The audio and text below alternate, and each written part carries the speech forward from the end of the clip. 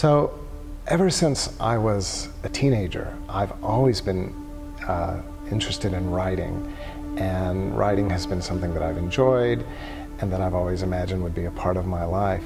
So as I found that spirituality became important to me, it really just became natural that writing about the spiritual life would be an important part of my mission.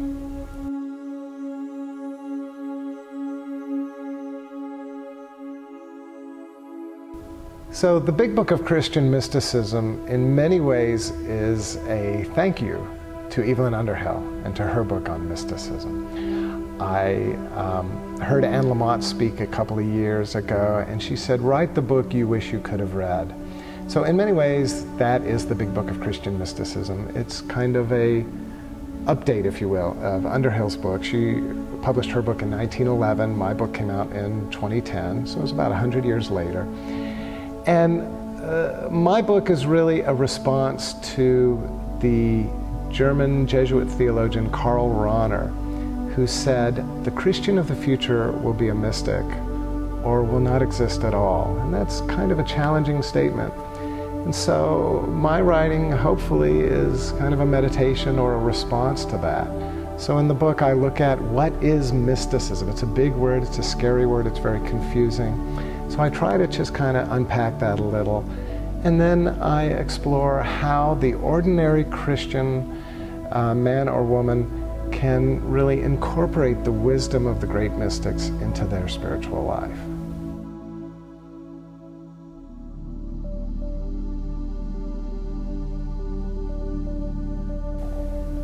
So Answering the Contemplative Call is also inspired by Evelyn Underhill.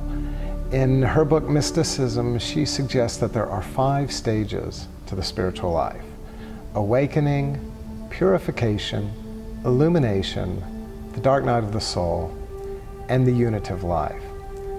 So what I did with Answering the Contemplative Call was I took the first of those 5 stages, the idea of the awakening of the self or the awakening of the soul to the call of God.